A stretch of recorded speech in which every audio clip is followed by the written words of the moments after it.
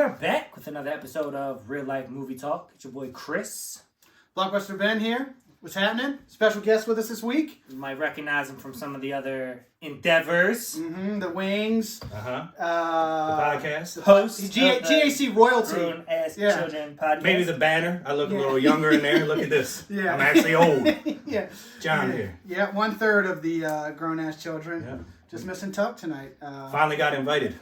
They've never invited Please. me. Have we not talked? He's never invited me. I thought it was an open invitation type situation. I'm a little bit sincere, if I'm being honest. They're like, you know what? We're going to invite everybody that we possibly can, and then we'll invite you. But I'm here. I made it. I'm humbled. We're trying to broaden the audience, Yeah. get more people to then get it to their friends and their friends. If we just come on here and talk, all of us, all the time, it's just going to be us listening to each other all the time. Well, thank that you much for the good invite. content is not.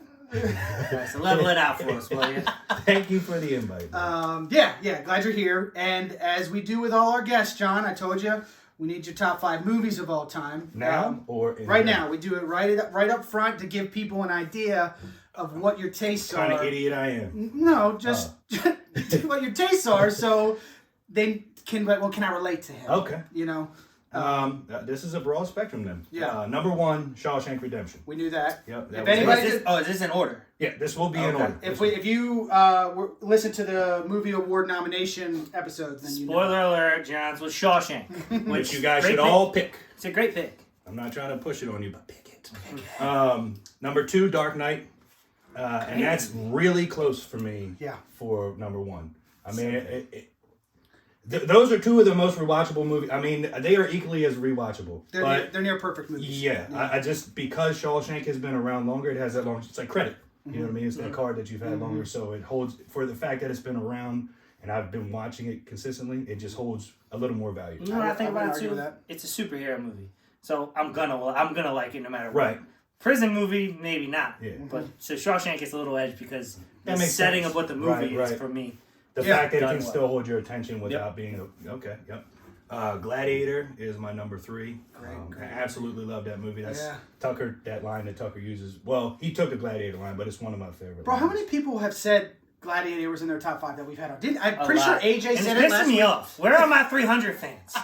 Number 4, 300. There, boom. Okay. But Gladiator isn't a lot of people's. I absolutely love 300. I mean, the concept of it is awesome. The fact that it's probably loosely based off some true stories that were written from That back then. happened. I mean, The Persia did invade right. Greece. I mean, I know it's loose, but apparently they did go into that valley. They did have the sea against them. Like that's incredible war tactics for back then.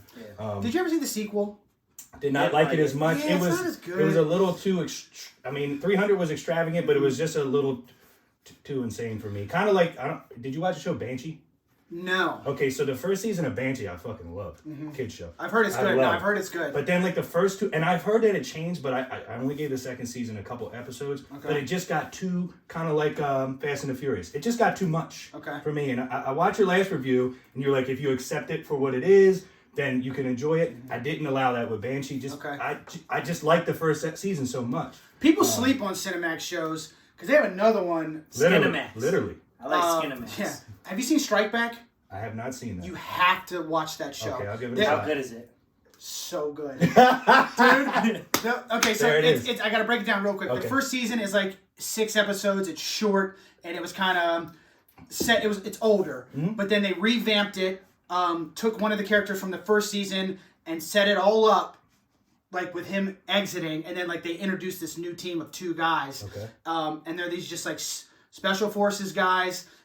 One's British, one's American. The American guy's kind of like, I don't want to say like, he's not a piece of crap, but like he's kind of on the outs. He does mercenary work, that kind of stuff. But he gets brought in, and then you watch these 2 guys who don't really care for each other at the start grow to become brothers over 4 seasons. Okay. And people, like I said, sleep on Cinemax because they're like, Cinemax, sex, whatever. Right. It's not. I mean, there's a good amount of sex in the show, Yeah. but the action, it's a total like wild ride. Well, I It's watched so Game mu- of Thrones with a lot of sex. It's so much fun, man. Sex isn't gonna stop. No. No, I'm just saying, like, I can see why people may not like it because there's a lot of gratuitous, like, nudity and stuff. But it's Spartacus. action, it's I think bull. Like, nudity's ever gratuitous. okay. Anyway, I think you would like it. Okay. I would totally recommend it to you. Sorry to cut you off. No, this is your show. I'm just here. Then my number 5, and this is the one I kind of struggled with, but Jungle Book. The original. Yeah. Classic. is my number The 5. cartoon. Yes. Yeah. It was Rounders and that for me. Oh, Rounders for my is a number great 5. movie. I mean, I'm a poker player. Yeah. But I'm guessing you grew up on Jungle Book. Yep. Same thing. Based on last podcast, that's the only kids movie you saw. I mean, I love Jungle Book, man. Yeah, it was great. I haven't listened to the new episode yet. When he's laying, talked about crushes. Look, what's your first when crush? Baloo's laying in in the water in the creek, and he's like, he got Mowgli on top of him, and he's like, he's got his eyes closed and they're just floating, and he's like, there's a fly like buzzing around. He's like, Mowgli, flicky that fly. And the monkey snatches Mowgli up, and now he's on top of him with this big ass stick. And he bing! And he hits his shit out. He's like, Mowgli, when you flicky old fly, you really flicky old fly. Yeah. That's one of my favorite parts of the movie. It's just a great movie. Baloo is great, man. I can't argue with any. Like Davon picked, I think The Lion King was in his top 5. Great. Any of those ones. I mean, Finding Nemo, Toy Story, they're all classic movies, but Lion King, Jungle Book just. I don't even remember what mine was. My top 5. It's been a while. 300, I know is your number 1, right? We'd have to go back. Yeah, my number 1 is Tombstone. Oh yeah, Tombstone. But that's right. That was another suggestion I had was that somebody gave to me was like, hey, you should put a list up also of all your guest top 5 so you can see. And I just haven't gone back through each episode. Once I do it and I'll have them, it'll be easy to keep up with. Right. I just haven't been able to do it. Just group text everyone has been on. So I'm texting to you. I mean, there's been a lot of good movies, man. There's a lot of movies that are real, extremely rewatchable. Like The Green Mile, I think, is extremely that's just a movie that I'll sit and I'll be like, oh, I'm gonna here goes 2 hours. I'm gonna sit down and watch this. Like there's certain movies that just hold true that you can watch. And I don't think top 5s are set in stone. No, mine rotates sometimes. My 1 and 2 will not change unless something better than that.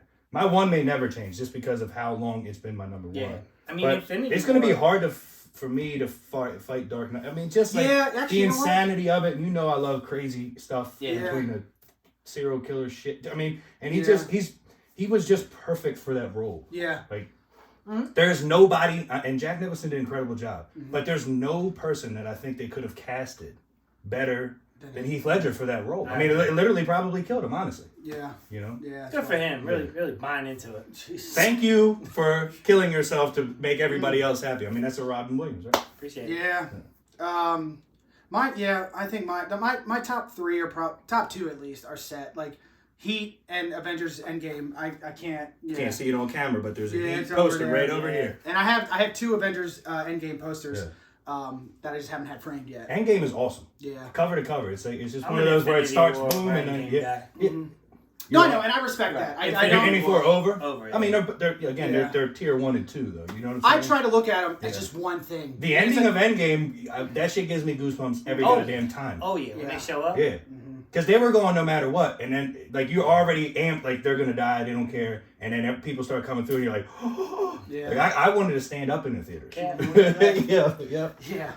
All right. That's me. That's my movies. So. Awesome. Great choices. We haven't had anybody, I think, give us a top 5 that nobody picked like Spanglish. That I was like, that I hated. That I was like, God, that's a terrible Well, list. so I'm glad it's John here too. If I don't know the guest, I'm gonna be nice. But if it's John said a terrible movie, I'm gonna jump right in. It was almost. Anybody. It was almost Megalodon. Oh, jeez. Real quick, before we jump into the beer and popcorn, I want to shout out my good friend Justin Polk. Sent me a shirt. Shout out. Owns a landscaping company, Just Landscaping.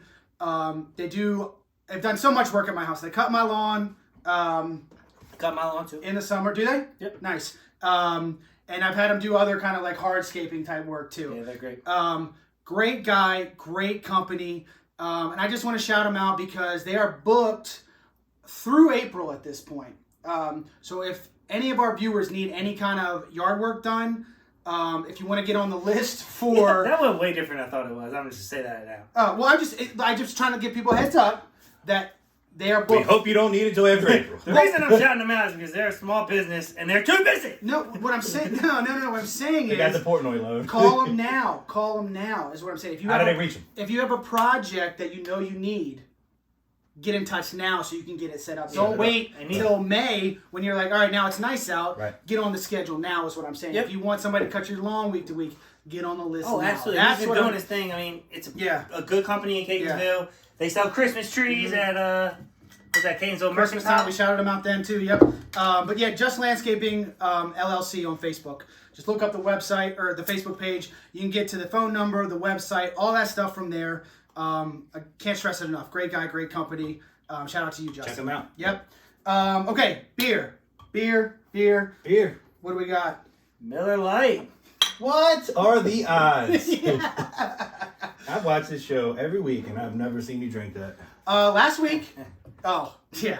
I got it. There he is. It's okay. Almost. The gerbil is in there. I see. I just jumped on it too early. I thought you were going in a different direction. Yeah. Name of my sex tape. I hope not. Jumped on it too early. That one's the opposite. Name of R. Kelly. Name of R. Kelly sex tape. Damn. Woo! Pissed on it too early. Yeah, cut that. There we go. Edit. Kids show. Yeah.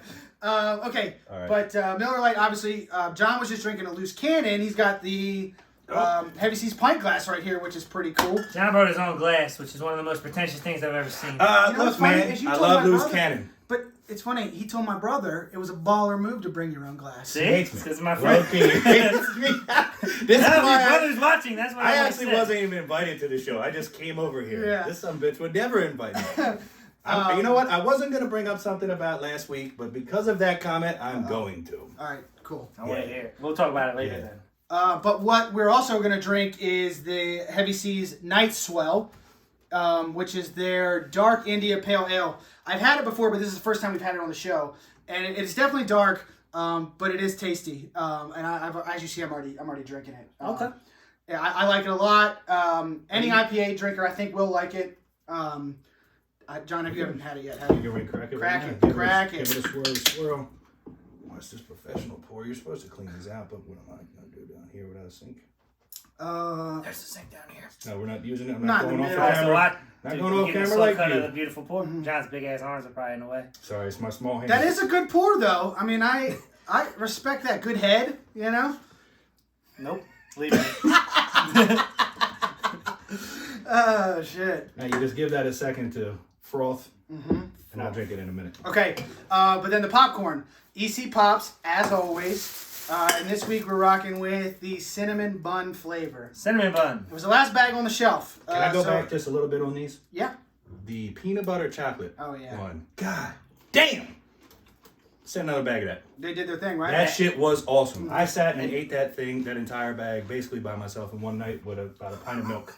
That ass serious. And John has tried all the flavors we've tried. Everyone. So he's not on the episodes with us, but when we're done, we go to him, and then he'll try them during the podcast typically. As well as the beers. Tucker, as well as the loose Heavy Seas beers. Yeah, all right, so where are we at? I'm going to try this one. I'm going to try this one with all this. Oh, that smells sweet. it's very good.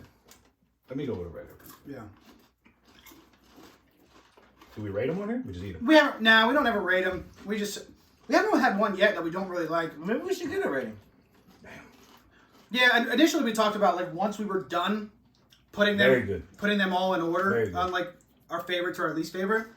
But do they have them all? So are these like seasonal? Do they change, or can you go there and try them all? Because it's gonna be hard for me to remember. There are some that I specifically remember, like the salted caramel one. That one was fucking awesome. Yeah, that one was really good. I was talking to the guy Mike today that makes all these. What does that taste like? Cinnamon. We got the chunk of cream. He told me during the slow season they cut back on the amount of flavors. So right now all you're going to be able to get is like a lot of more classic They're all stuff. in the videos though, right? If we go back to the videos, I can probably. Didn't we get a cheese one too, like a buffalo spicy cheese, spicy one? Or yeah, something? that was one of the first ones. That one was really good too. Really good. I like spicy and I like cheese. Yeah, I do too. And And again, they don't know it yet, but we're still. have you had one of these with all the shit on? Oh yeah, it's right here. I'm about to get into That's it. good on there. I don't know what that is. It's Like chunks vanilla or of like, something? I can't remember what it reminds me of. Cream cheese? It's a candy. I can't know. remember. That's good. If it comes to me, I'll let you know. But it is amazing. It's like not caramello. Oh yeah. What were those things? Well, that's a big one. Oh fuck yeah. Look All right. at that. The snickle fritz. Yeah. Get your finger out of my. Yo! You got 4-inch beans in That's what there. I'm pointing at. Grab it. Damn! This Go right the here. world. Holy heck. There it is. Yeah! That's gonna be awesome. That's like a It's really popcorn good. and a chip. Yeah, this is very And good. it's crazy that it's not heavy. I'm gonna be honest. Like it's not super heavy. There haven't really been any that I don't like. Yeah. Right. And for you guys, I'll be honest, if I don't like it, I will tell you. Man, that is good. That Heavy Seas, that beer, that one beer that you guys gave us, I thought you were trying to kill me. The 25. Holy hell. Yeah. The 16%? I took a sip of that. I was like, if I drink 3 of these, I'm going to be blacked out. Oh, yeah. This is strong. It's a tough one to get down, but it's not tough to get down. It's just that these are so easy to get down for me that I wasn't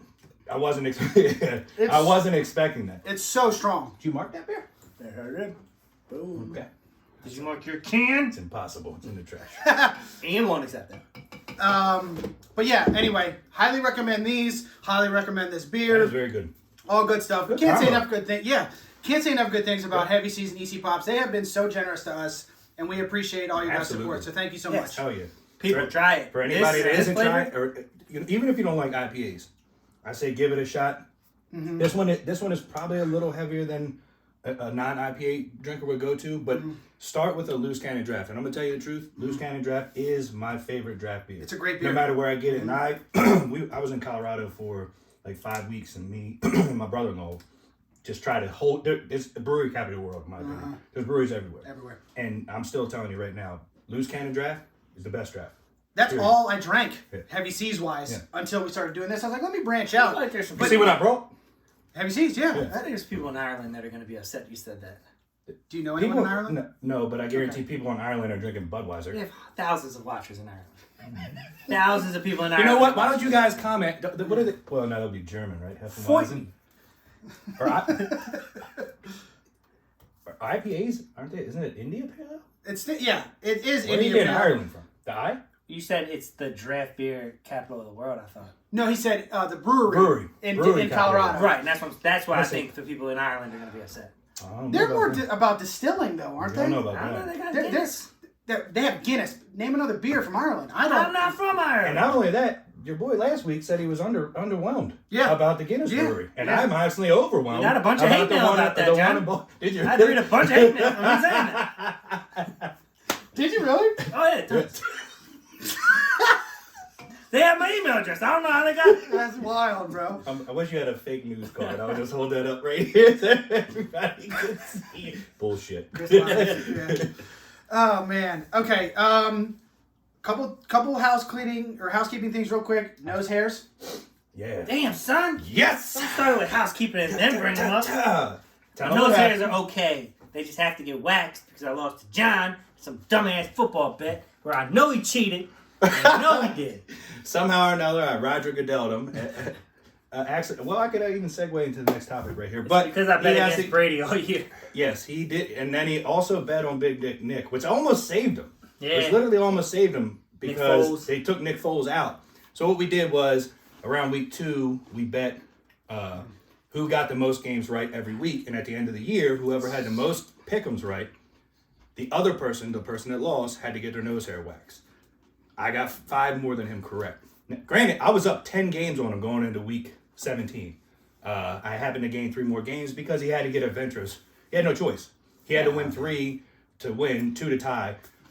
So he will be getting his nose hairs waxed. I'm excited because of that mustache that he has. Some of that is coming out also. We'll see how. Yeah. We'll be videoed. It's going to look like the reverse Hitler. He's going to be missing this part of his mustache, and I'm going to lose it. Fuck Hitler, you know what I mean? Right, fuck it. Your people didn't like Hitler. No, I don't think anyone did. No one should. Yeah. He's a pretty smart guy. Other thing. We're not doing that right now. I mean, shit. There's some redeeming qualities. No, we're not doing that. Yeah, I don't. I mean, he was a genius. But genius in insanity. Evil genius. That's fine.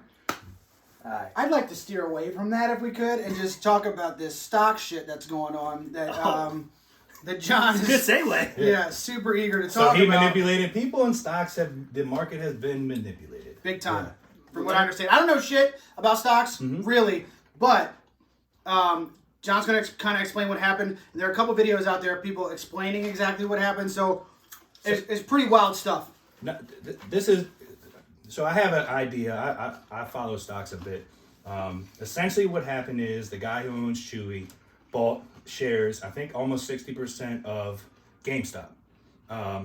When people see those kind of buys, an influx of buys coming in, the price raises. So people started buying it. Normal, blue collar, low income people started buying it. Raised the price. What happened was big hedge funds saw this happening, thought it was a losing company. They pushed for shorts, which means you think a company's going to lose money. So they're pushing and pushing and pushing up to 130% interest in shorts. Well, a guy on Reddit who will push stocks either way. So the way shorts work, though, real quick. A short is where you think a stock is going to perform worse than it does now. So you sell it at a price, hold it, and wait for the stock to drop, and then sell it at its lower price. You're buying the loss. But if in a short you buy and it runs, you have to cover whatever over the purchase price was. Or if you're a margin, because you have a margin account. Well, I don't want to get to that. Well, I'll just finish that. Sorry. If you owe, if let's just say somebody like myself does it, and I start a margin account, what you have to do if you're going to short a stock, that means you're not technically putting forward any money yet. If the stock runs up, let's say you buy it, you think it's at 10 and you think it's going to go down to 5, but it actually runs to 20. You have to cover that difference from 5 up. Now, if you only have X amount of money to cover it, the broker that you're using, Webull, fucking bitch ass Robinhood, any of those big trading platforms, they're technically the financial firm that covers that loss. They're liable for it. Now, the guy who owns Robinhood, Melvin, he at this point, for every dollar that GameStop makes, I heard this earlier, over 300, I believe, he owes $1 billion because of all the big funds that shorted are out. They don't have any fucking money. But before we get to that, what happened was these hedge funds saw a losing company, saw the stock price raising. So they pushed to short the company. They bought a bunch of interest in shorts. And a guy on Reddit who has a huge following, who knows the market but has a huge following, said, "This is bullshit. This is a small company. A guy like Chewy, who's a pretty awesome company, honestly, the way Chewy works." I've been seeing their ads lately. Let me tell you something about Chewy. I can't remember who said this, but their dog, they got delivered dog food monthly. And they delivered the food after their dog passed away. DMX. So they sent them an email saying, "Look, my dog passed away. I don't need the food anymore." Mm-hmm. So they not only did they take the money back for the food, but they sent them flowers and a gift card. Oh wow! The Chewy company. Yeah, that was one of our friends. Yeah, somebody that we know, right? Yeah. That's fucking awesome. So neither here nor there. Yeah. So this guy called Wall Street Bets started to push the idea of buying the stock up to fuck the institutions, fuck the establishment, essentially. And it ran from basically $5 to almost $500. Now there's 130% short interest in this stock, and these hedge companies are losing billions and billions and billions and billions, and they hate it. Now one of the big companies is Robinhood. Now I'm basically going to explain this off of something. Probably the biggest trading company to people that don't invest a lot of money. I was going to say, most regular people have Robinhood on their phone. Well, because it's free, you don't have to have a minimum, and you can trade at 9 a.m. It gives you a few more hours than E-Trade. Before this, Robinhood was dope. And one of the only ways a regular person could trade stock. Well, you can use Webull and you can use I didn't get E-Trade. Webull. But so shout out Barstool Sports. Shout out Prez in this. Obviously we're not gonna tag them or not, but somebody sent them some shit. What they're doing, they shut down all trading for AMC and GME. AMC, the movie theater. They shut them down. They basically said that you cannot trade options or stock in AMC. And here's what they said. So the Citadel bailed out Melvin Capital.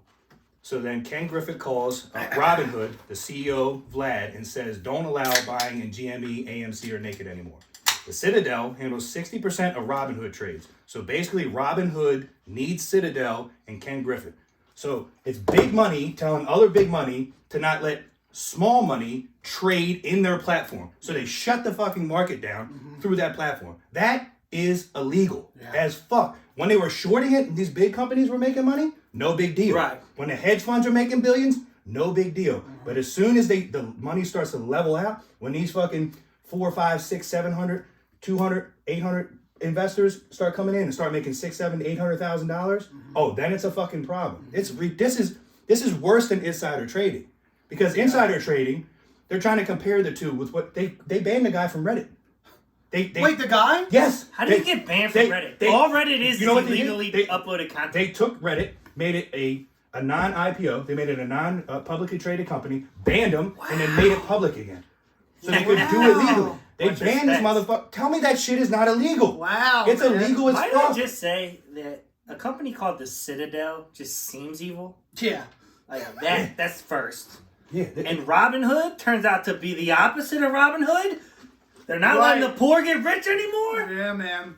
Dave Portnoy pushed Robinhood so hard when he got into the DDT, the daily trading or whatever.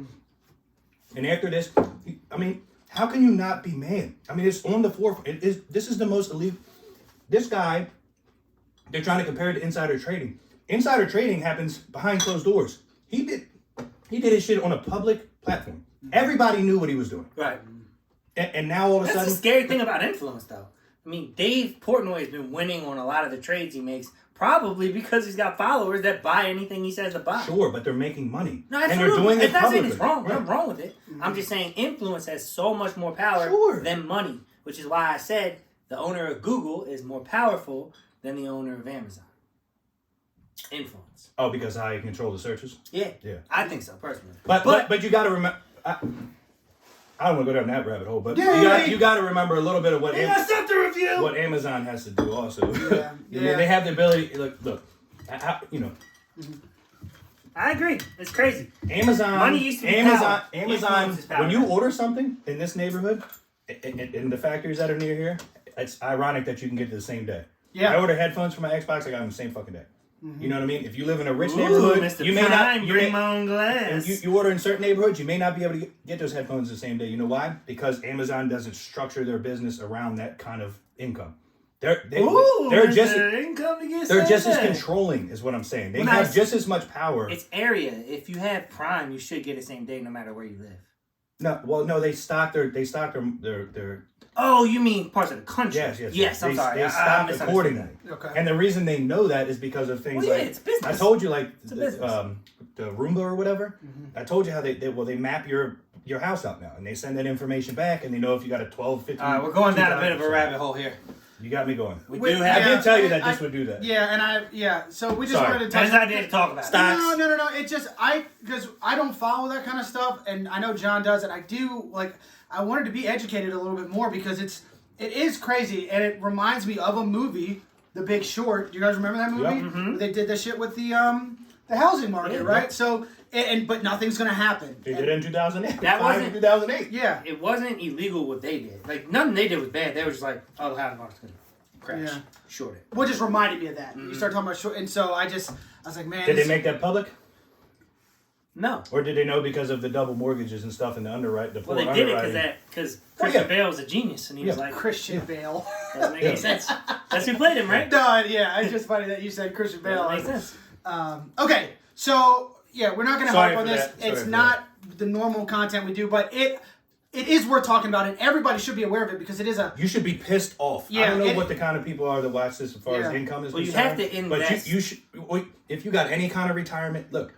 You think that you control what you have there, and you just don't. I mean, this is the most blatantly obvious thing that I've ever seen when it comes to the fact that you can shut down a trading platform to not allow somebody to run up a stock because another person that you have that you basically owe a favor to told you not to fucking do it. We'll talk about this on the podcast. Yeah, probably the whole thing. Listen in Saturday. I have some points I want to mention. This shit makes me angry. But I don't want it to go further than that. Yeah, we're good. We can stop here, and And also, no, I'm just kidding.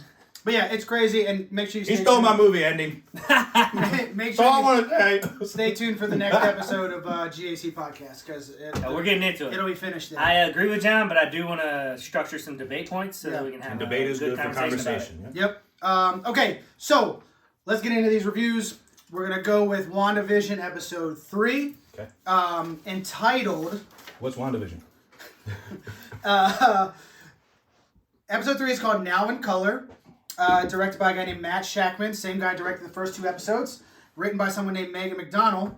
And I don't know if you guys know how a TV show works or is structured, but they have a writing room, right? So they'll have a team of writers. You got the person that created the show, but then everybody in the writing room, or a good majority of them, will each get a writing credit for an episode. Okay. So like that way, even if they say nothing, they're just in the room. No. Like they're all contributing to the scripts and everything like that. And I think some of them get assigned like, hey, episode 3 is yours, episode 4 is yours, and they all kind of like they'll write it and then they come in and they talk about it. So everybody gets like their own, like gets theirs kind of on a team. At least that's how I understand some of these shows work. I only understand it like that now because you explained it to me. It's kind of cool. We should do podcast ideas like that. All 4 of us should sit in a room, throw up ideas, and then vote. Shit in a room? Yeah, that's my first idea. Shit. You guys want to vote on it? Then we waffle stop and decide on what's next. Sit in a room and then throw up ideas for podcasts. Dude, I literally tried to put ideas, before we start not to get too sidetracked, before we start the podcast, I'll write down ideas,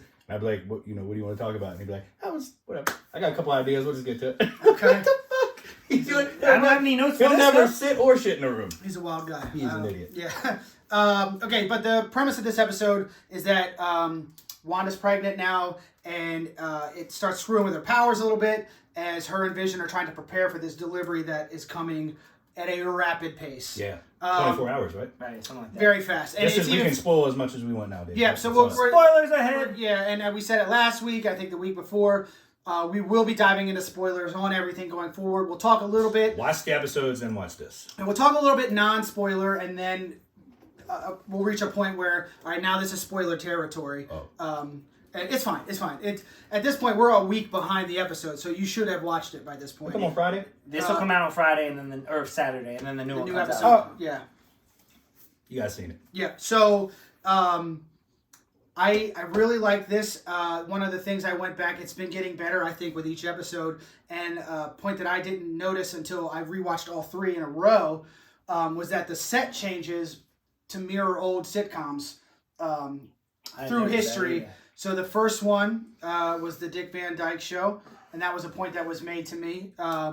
The second one was Bewitched. We did say that. I didn't know the first episode was Dick Van Dyke, but we noticed Bewitched because of the cartoon intro and everything. And then this one, episode 3, Brady Bunch, 100%. The set, everything. The living room sets are all designed to look like these old TV shows. And a viewer of the show, family friend, friend to me, family actually too. Well, I guess that'd be my family too, right? You're married in. Yeah, so family. Malcolm Coleman, shout out to you, buddy. You left us a great comment on YouTube, and you're the one that turned me on to the Dick Van Dyke Show thing, and I would just appreciate the comment and the support and everything like that.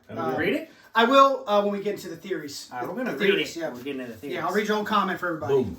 Boom. Okay, so I know you didn't like the first 2 episodes. I know you didn't like when you first watched the first one. You were like, "What the fuck, my brother?" He's like, "Bro, I'm not feeling him. I don't know how I feel about WandaVision." No, for me, dog. That first episode was really hard for people. It's hard to watch, but in talking to you, I agree with the fact that I allowed my brain to think that we were being set up for something. Mm-hmm. But still, you can only judge on what you see. Yeah. I don't disagree with you. I reserve the right to change my opinion. I know, and you said that in the last episode. Mm-hmm. But and I'm thinking that now by episode 3, you've changed your opinion a bit. 3 starting to get better. Honestly, black and white might have been messing with me a bit because just seeing it in color was cool. And I mean, Vision's he's all red, like it's vibrant, and all the cool things you see with the butterflies and stuff. So there's some cool stuff. So is Scarlet. Yeah, she's red too. Yeah, I there wasn't like this episode kind of for me like all 3 of them I feel like, but this one was like you got this like some crazy hijinks going on, but there are just little things throughout each episode that you gotta kind of look for, and they present themselves pretty obviously. It's you know like what solving I mean? a puzzle watching the show. But then as you get towards the end, you're like, okay, and then at the very end of the episode, you see some things, and I don't know, it's progressing at a pace that I think that they're like maybe the next episode, if not episode 4, episode 5, like from the midpoint of the season to the end. I'm hoping. So does it's this turned up. meet your 3 episode criteria? Yeah, so I'm hooked, especially after I was gonna finish this season regardless. Yeah. Because we're reviewing it and I'm in for Marvel. But if it was that not kind of agrees with what he said about you last week though. What? That you were gonna watch it regardless because I said that. Oh, okay. Yeah, I said I will. Yeah. I would watch, but that was my mindset. My mindset. To your point that the 3 episode criteria, yes. Yeah. if this was something separate from Marvel, Yeah. and I got to these 3 episodes, I'd be Like if intrigued. it was your Strike Back show. If I'd be at this point, I'm intrigued enough to want to know what's going on. Fair enough. They're giving you just enough carrot. They're dangling just enough. keep Yeah, it yeah. in. The first episode was a struggle. I mean, it really was. If it was first two? no, the second one opens up a lot I'm more. sorry. I thought Well, the second one. Well, the second one you kind of there's some shit that happens in the second one. If you know, I watched this. Yeah, I mean, just like something that stuck out to me. Like I'm analytical when it comes to the conversations, I guess, because I let my brain think that things were going to happen. First episode, if it wasn't for the scene where the dude chokes and the guy's wife is in the background saying, "Stop it!" Like the glitch, and then in the second episode, when they're doing the magic show, and Agnes says, Wanda says the devil's in the details, and then Agnes says that's not the only place he is. For some reason, that just stuck in my brain. It's probably a clue. Maybe. Yeah. Maybe. You know, it could lead to, and again, just going down that rabbit hole. But, yeah. We'll get into we're gonna get into the theories and all that stuff as soon as we're done. Like just with the setup and overall thoughts and stuff. I mean, there's little things, and it was going to go to color soon because you've seen the helicopter, and which kind of reminded you of what was the movie? Pleasantville. Pleasantville. That's why I like talking to John. It's like a game show. I get to guess what he wants to say. My brain is like, it just doesn't ever catch that. I'm going to lose at the thing post show. Oh yeah. I already said that. Hopefully, you don't pick a woman. Oh God, it's Julia's out. You know, we could pick like. Wait, let me see. You Maybe like Scarlett Johansson. Scarlett Johansson. We did her. We did her already. Yeah. That's the name of my sex tape. Okay, so I like as far as like real details of the episode, there's not much to spoil, right? I mean, it's like Wanda's having this baby at like a crazy rate, and then we get introduced to a character. Oh, well, not introduced. I'm sorry. She was introduced in episode 2, Geraldine, and she is a predominant, she's a dominant supporting character in this episode. She's there for basically the whole. And they make sure they bring her into everything. But the birthing process. The woman that's there with Wanda while she's having while she's having a baby with the charm on. Yeah. The sword. Yeah. So that's definitely something. But I didn't see anything crazy until episode 2? No, in episode 3. Oh. Until we got really close to the end. So like from here on, you'll definitely hear spoilers. Well, the pregnancy's kind of wild. I mean, but that's not a spoiler. You know she's pregnant at the end of episode 2. Right. It pans back and you know. But like the pregnancy, the fact that You don't remember that part? I wasn't paying attention. I was pissed off the first 2 episodes. I turned that shit off. this is what I'm dealing with. Every week you guys watch this. Yeah. You know what? I'm only 50-50. You know what he does? I bet he cliff notes. Guess, half these guys. movies. Guess at home what I do. I bet he Conversations with John. I bet he cliff notes half these movies. God damn it. I bet he I'd be does. so He disappointed cliff if that notes was them, true. and then he comes over and says, "Have you seen that movie? How did you think it would end?" And then comes here and says, Nah, I it. finished it, but as soon as the episode started paying, I turned it off because I was not happy with how. Well, it I missed the first. Well, they show a bump. I didn't know at that. the end of episode 2. I missed the first one. The very end of the first one. Like all the shit you gave people for me missing. I watched it end, and then I came back in and saw that there was 2 different credits. There was the one that shows that Bags and Dibby thing produced by it, and then it went to the real credits. And that Bags and Dibby thing is actually some theory thing about some show.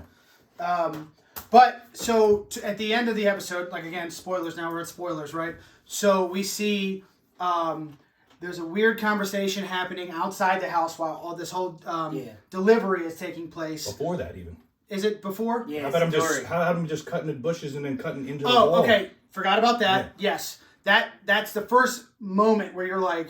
And what about her in the end of the second episode where she rewinds time when she goes, no? No, not. I'm talking right now. I'm talking purely episode 3. Okay. I didn't see anything like. Yeah. Episode 2, 100%. That rewind stuff. Same with in episode 1 with the stop it. Like those were the 2 big things, right? So for episode 3 now, it's where you said that's right. It starts. The neighbor is going like he visions having a conversation with him. He's trimming his hedges, and then he's just. And he doesn't stop. He doesn't stop. He's like going through a concrete wall or something. And With a hedge trimmer. With a Agent hedge said trimmer. something to him. Yeah. Hey, a little far, and he's like, oh yeah. He just keeps going. So What do you know? yeah. So that is the first. The old glitch in the Matrix. Yeah, exactly. And then so again, the whole birthing thing is going on, and then you see The stork. the stork. That was also like, What is happening? Okay, I have an idea for that. Let's get into it. So, Is it your idea or did you read it? This is something that I read. Okay. We're just making It is Yeah. like the escalation of life. Something to do with the lobster in the first one has to do with like procreation. Okay. The rabbit in the second one Okay. is, I guess, mating. Magic? Mating. Oh, damn. And then the stork is the delivery of the children. Huh. And then in the next one is a dog that we don't know about yet, but you do see the preview of What's the dog the mean? doghouse. Life. Life has happened. Okay. The stork brought it, now there's life. Because a lobster mates for life, right? Like that's like the whole thing with lobsters is they mate for life, and the rabbit is It's jackrabbits mates, a lot of sex. Whatever. Okay, Yeah, yeah. I was like, is that the thing? Yeah. Okay, and okay. Then stork is the bringing it to the house. Okay. And then there was another thing that I just read today that dude, I don't. Rabbit And when I go, I go. I don't do anything halfway. The butterflies. Okay. The butterfly flies out and lands on Vision's nose. Right. Right? Do you remember when, and this is going to be a reach, but do you remember when in Doctor Strange, when he goes and with the lady, that Grandmaster or whatever, it teaches him the very first thing that happens is that shit turns a butterfly and lands on his nose. Huh. He's like, sometimes everything that you need to know is right on the tip of your nose or something Wow. like that. Okay. So there's, and this is what, Marvel can I would do go that. Can I go into what I want to say? Dude, no, please. We're there now. We're there. I want the way the last episode ended was showing the dome. It kind of what I think is happening, but not what I hope. Yeah. Is that Wanda is grieving with her loss. Yep. Okay, and the only way that she can keep Vision alive, and he was able to stay alive when Ultron killed him by going into the computer, right? Right. He went back into the cyber world. Is for her to keep him isolated in this world until they can figure out how to get him there. But I think that she's semi-evil in this because she's keeping everybody else out, and she's got control of literally this entire town. That's why they show all the forces and everything out there, and they don't roll up and kill that lady. Yeah. You know what I mean? They're there, but I think they're there to help her get her back, and she's got that charm, that sword charm, which is another like a shield. Is it? Yeah, Okay. yeah. They refer to something called Storm, right? What is that? With Who? Bad weather. No. As an acronym. They say it like it's an acronym in the show. Short storm or sword? Or maybe it's sword. Sword is the pendant that she's wearing. But does it stand for something? SWORD Yeah, is just like SHIELD. It's another agency. I didn't know that. So Yeah. Scarlet Witch or No. Red. Nope. Wrong dude. Dumb. Done. It's Yeah. a W. So yeah, that was I didn't know that was I was like it's got to be an agency or And something. she looks. Remember when she looks at her and she's like, "What's that you're wearing?" Yep. So I think that She reminded her of something. She's stuck in her own brain. She's trying to get out. If I gotta be I honest, don't. You think she's trying to get out? I don't think she's trying to get I think out. she wants to be there. I think she's got to be fighting herself because she's recognizing things in there that are bringing her back to the real world. Yeah. She's not going back to the real world. So she can't be there on purpose. She can't know that she's there. No. Yeah. Or she tricks herself into believing the world and then starts falling back out of reality and then pushes her like we see with the bee guy. Yeah. Which What is the beekeeper? Like who is that? I don't know who that is. So what I read was that that beekeeper thing is a villain in a Fantastic Four. Okay. So that could allow for a Quicksilver to come, which I've heard has something to do with the fact that Vision was able to go through the cards so fast. You mean Silver Surfer? Silver Surfer, I mean. Quicksilver's her brothers. Yeah. Silver Surfer. The fact that he was able to go through this.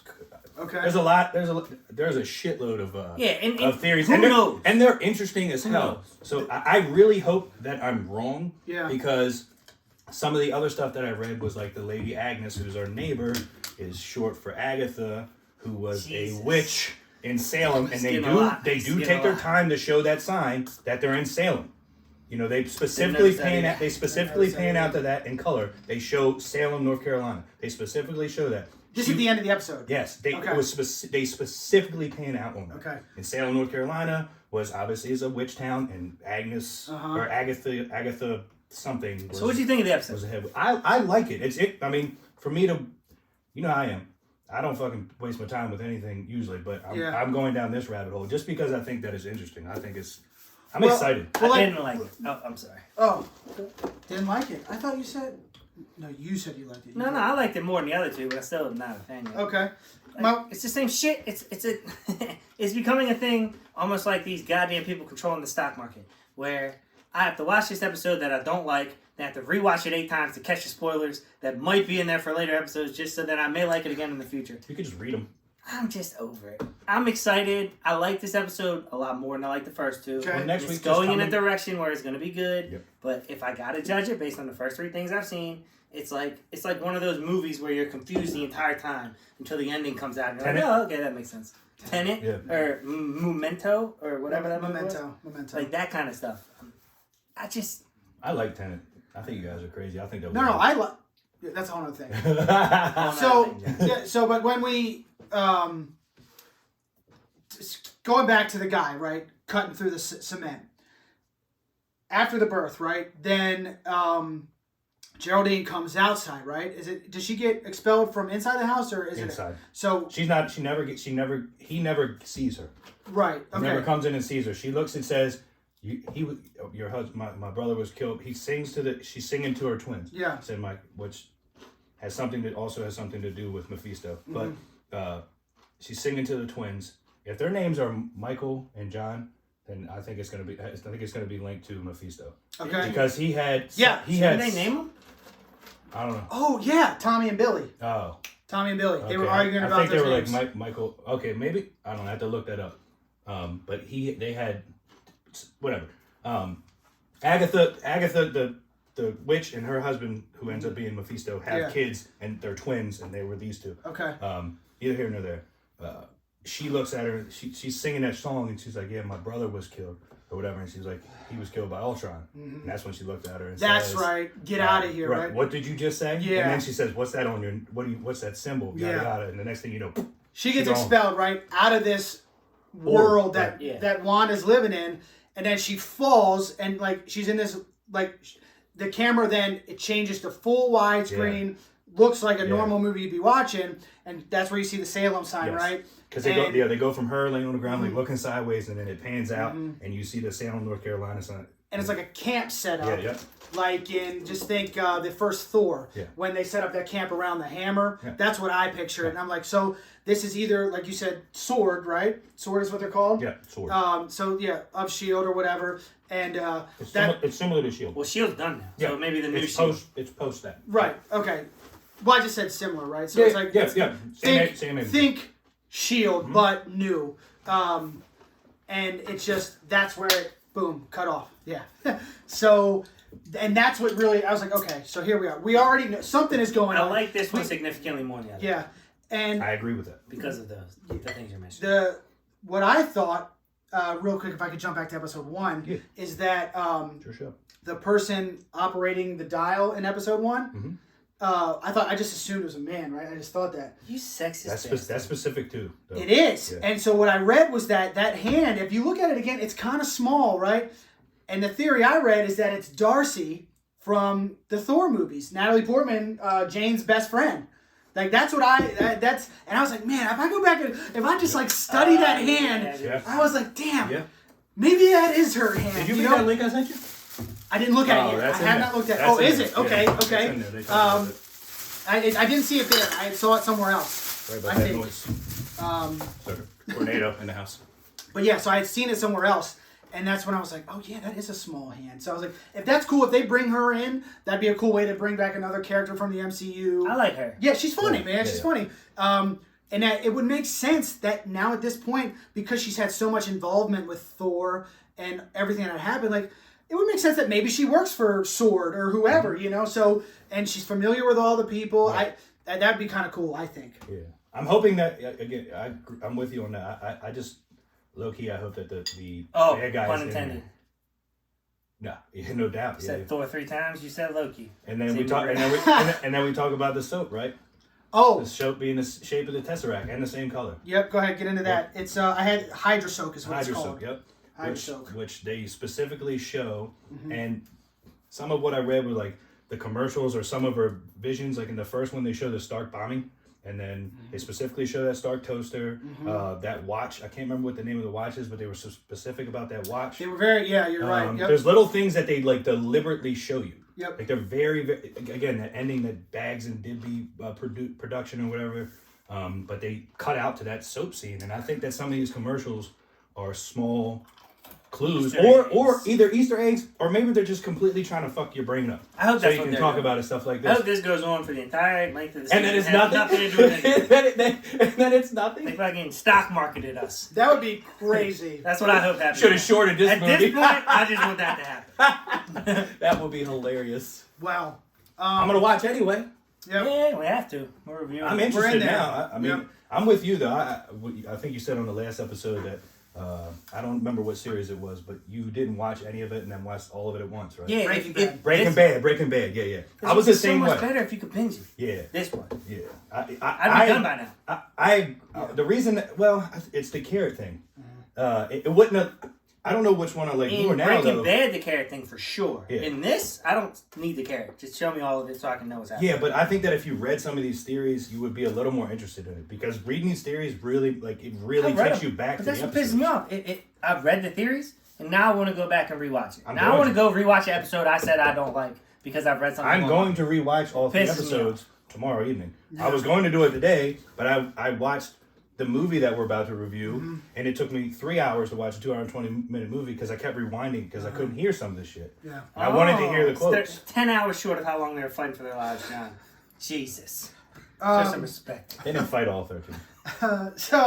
So real quick, we can wrap this up. Yep, sorry. I think we've hit all the points on The this best episode. of the three.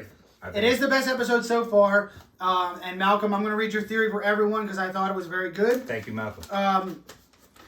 WandaVision has been parodying, that's how you say that, right? Parodying idyllic life in America, starting with the 50s. First episode, we said, was a Dick Van Dyke Show. Second episode, spoofed Bewitched. Both were iconic in the 60s. And they defined upper middle class. The theory is that, or his theory is that Scarlet Witch's attempt to surround Vision and her with a so-called normal life, one that has escaped them. They can't, a life they can never Right. have together.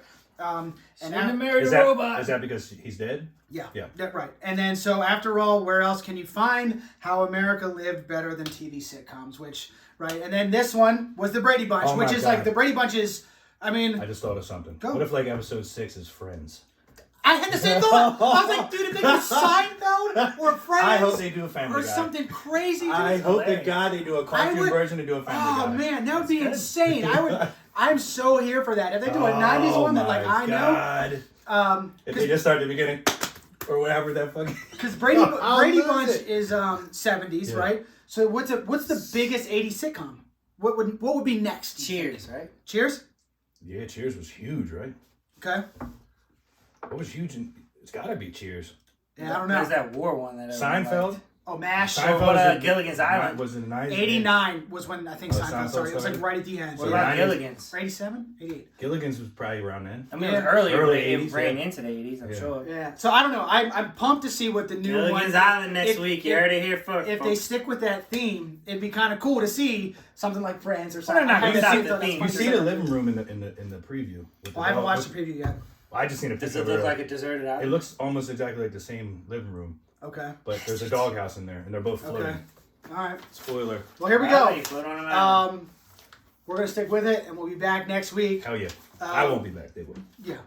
We do have another guest next week, though, so that'll be fun too. You allowed to say it? I'm gonna leave it hanging in the air. Ah. Yeah, I'm gonna leave it hanging in the air. I don't even very- know who it is. Very WandaVision of you. Very But you know who very you are. mysterious. You know who you are, and you better be here. Okay. I'm Next, let's jump into the movie. Were you guys Shall- worried I wasn't going to show up? He may No. have been. He was. I was with you. That doesn't mean I would show up. Okay. The movie, Okay. 13 Hours. The Secret Oh, Soldiers shit, that's what we're supposed to watch? of Benghazi. Yeah. Got it.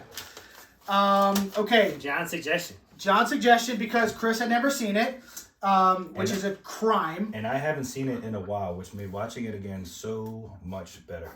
Better, Honestly. you think? Okay. It wasn't like watching it for the first time, but it was almost. You know what I mean? Like I knew the plot. I knew where it was going to go. I knew the actors. I knew some of the lines. Yep. But I don't remember all the details. And again, I told you I just rewind a bunch of it just to hear some of the dialect. And it's actually, if I would have rated it then, it would have got a lower rating than I gave it watching it 5 hours ago. 13 hours ago. I watched it from 1 to 4. Today? Yeah, I was at work. Okay, so Those are lies. Those are lies. it came out in 2016. It's directed by Michael Bay. The screenplay was written by a guy named Chuck Hogan, who wrote the novel that the town is based on. Motherfuckers be writing They write true stories. Yep, I hate that. And this screenplay is based on a book written by a guy named Mitchell Zuckoff, and he wrote this book with the members of the team that were there. What year did this happen? 12? 2012. There's a book, a screenplay, and a movie. It was the When did it 1 year come out? anniversary of the No. 9/11. It was on 9/11, but not 9/11 was 2001. It was the 1 year anniversary of the 9/11 bombing. September. It was not September 11, year. 2002. 2001. 2 is when this happened. That's 2012, bro. No. When this actually happened. 2012. Oh, I thought it was 2002. 2012. Oh, 2000. Obama was in office. It was. Right. Apologies. Yeah, 2012. I don't know. The anniversary. You're both right. The anniversary of 9/11 in I think 2012. you're both right. Only one of us can be right. WandaVision. But so anyway, the point is the guy that wrote the book is a renowned journalist, right? He covered 9/11 for the Boston Globe when it happened. He wrote the major story for them. Okay. So he's respected in the journalism community. And the Boston Globe broke the Cardinals banging kids story. The Spotlight movie, yep. But so he wrote this book with the remaining members of the team from Benghazi, these secret soldiers, right? And the plot is, and we kind of touched on it a little bit, it's on the anniversary of 9/11, 2012, and a team of these GRS operators defend a U.S. compound in Benghazi, Libya. Right. If you don't know GRS, it stands for Global Response Staff, and they're basically the security element for the CIA. Yep. They're like mercenaries, hired guns. So, they provide protection for CIA case officers. Is what their official is, case officers, but they're spies basically. They get intel in all these foreign countries. They run their assets and things like that. Their job is to provide protection for these people. And you said military, they're like a step above. So you got regular military contractors. These guys are like the next level. So not only are they highly trained in these their... are Rangers and their, SEALs. Right. Yep. Special forces, recon, snipers. Not only are they trained in the art of war, but they are also extremely, extremely intelligent. Yeah. They have the ability to blend in. They understand concept of culture, philanthropy, as we talked about earlier. Philanthropy. That's what I said. These are literally the best of the best, and I mean that's how they get to where they are. Yeah. In their career, right? They do 10, 12, 15 years in the military, they retire, and then they jump into a They don't jump into Captain they're America. asked to come into that position. Correct. You don't jump into that. No, it's not something that you can just anybody can do. It's definitely they're brought there, and it's way past their ASVABs and stuff like that. I mean, they're recognized for their valor in war, and they're also recognized for their intelligence. Mm-hmm. And a lot of time it's guys that know each other too. Yeah, I mean, two of them were Well, SEALs. a guy starts a company and sells their contract to the military. Two of them were SEAls together. The other guy was a sniper, and then a lot of Marines. Two Marines, a Ranger, two Navy SEAls. Yeah. Yep. So this way, how do you balance the ball on your nose or something? Oh yeah. And the cast is great. Awesome. I love the cast. John Krasinski, James Badge Dale, Pablo Schreiber, David Denman, Dominic Famusa, and Max Martini. They play the 6 soldiers that defend this compound that nobody even knew about. Right? These guys were. What happened is this incident takes place, right, and then it starts getting politicized. And every side is trying to use what happened for their political advantage. So then these guys, the real guys, see what's going on. And they weren't supposed to talk about it initially. But then eventually they were like this is crazy. They are lying about what happened. How mad would you be? Yeah, they're lying about what happened. My friend, I was going to say, not to spoil it, but they lose 2 of their guys. Yeah. And 2 out of 6, I was telling you earlier. If you got shot, I'd be like, all right, but if you went 2, I'd have to tell motherfuckers. Yeah, well, I'm the 33% he doesn't care about. To be fair, I fucking hate him. Yeah, the other soldier had come from Tripoli. He wasn't actually part of that, but they knew him. But it wasn't so. It just, but yeah, they saw that they felt like an injustice was being done about what actually happened. I felt like there was an injustice. And I don't remember all the political crap that went on, but because this movie and book was written, and the soldiers that were there that lived it were so heavily involved. Like, to me, there can be no other account of what happened. Like, you got these guys, there couldn't. I saw a lot of hate online by like critics and stuff about this movie and everything. The politics is what kills me about this it. This isn't a Manchurian Candidate kind of thing. These are the. I'm sorry. No. These are the 4 people that are like a Manchurian Candidate. You get a bunch of crazy ass stories that are different to not give that lady the Medal of Honor. Right. But in this, they all say the same story. Yeah. And I was telling him earlier that this is one of the first movies that I've ever seen where at the beginning of it they say, this is a true story versus, and I maybe that's a push by Michael Bay, but versus almost any other movie you see that goes, this is based on a true story. They were deliberate about the fact that they didn't put the word based in there. Yeah. It was that to me stuck out immediately. Yeah, and that's a testament to Michael Bay, I think, and I know he gets a bad rep in Hollywood because what does he do? Big movies, action movies, embellishes. But Armageddon. He took so much like special care for this and like treated it so seriously that you have to respect him. He was so like to have I have no idea how much of what you're saying he did. Well, I'm telling you, like he did. Listen. He had the guys. So now, 5 of the guys of the 6 made it. 2 of them did not want to be. Spoiler alerts. 2. Well, I mean, it's history, right? Can you spoil history? Yeah, it got spoiled for me as I was watching it last night. Oh, jeez. Sorry, dude. You spoiled it for him? No. No. My brother-in-law was there. Oh, shit. And this is what I want to talk about before John interrupted me. Sorry, I'm very rude. And then Ben jumped in. So I'm going to lose it if I don't jump real quick. Get it. But Let's go. the political aspect you guys were talking about earlier, because it did get overly politicized, I don't care about that, right? Doesn't matter. I want to watch a movie. I want to see how the movie is. And I was very happy that they did not do too much of it's this person's fault. They throw blame, but in war movies like that, everyone throws blame at everybody. Yes. They kept it about the story. Alex About the is guys. going to watch this, I think. I talked to him about it. I You hope better he does. watch it, Alex. Before he watched it, he said, oh, is that about that Benghazi thing they tried to blame Hillary Clinton? And like, yes, that is what it's about. But we watched it together. We both agreed. Like, it was a good movie. And it did not go too deep into it's the left or the right's fault. Because that is Which is why what's I wrong don't with understand why the it's not country more right popular. now. I agree. 100%. They kept. Sorry, that's what I want to say. No, I'm agreeing with you completely. That was a point that we were going to get to during this because I agree, and I wanted to say it as well, is that regardless of your politics and how you feel about Hillary Clinton and what her involvement was in covering this up or, whatever it is that took place, because, God, I don't... Who knows? Nobody knows, They right? should have shorted it. You better like Clinton or she'll suicide you. But they kept this movie about what happened. So take out whatever you heard. If this is what happened, these guys were there. They are the ones that lived it, and this is what you don't want to watch the movie. Read the book. But 3 of the guys were heavily all 5 of them were involved. 2 of them did not want to have their faces and identities exposed, so their faces are blurred out. You don't want to, but 3 of them were there on set with them every day.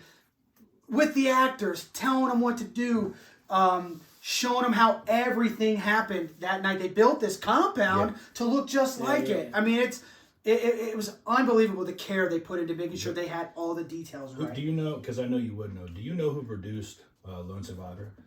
I don't. Okay, I think this separates, so I didn't know this. When I first, Lone Survivor I thought was awesome. I thought it was, I mean, just, even like some of the killing scenes at the end, like. I didn't like Lone Survivor. Craziness. Wait a second. Which one is that? The one, soldiers that get trapped in the mountain. Mark Wahlberg. Yeah. At the very end. Taylor Kitsch. Taylor Kitsch is in it. I was thinking about the shooting movie. Shooter. The American Sniper or whatever his name is. You don't like American Sniper either? So Chris Kyle, that one's a little. I didn't like that. I'm sorry. Go back to what you were saying. Probably a little That's more what I thought closer to reality. But I didn't like that one. Apparently, Lone Survivor. I didn't know this, but Lone Survivor, like the actual what actually happened, is not anywhere near what happened in the movie. Like the threats and how he ends up in the town, has to fight all those people. About apparently, and they talked to him about, but they just made it a movie. instead of making it what happened. Okay. And I don't know. I'll look it up here in a second, but I don't know where the money was. But this movie right here, for me, has got a real high rating, and it made $70 million US. I think it should be way more. I don't know why.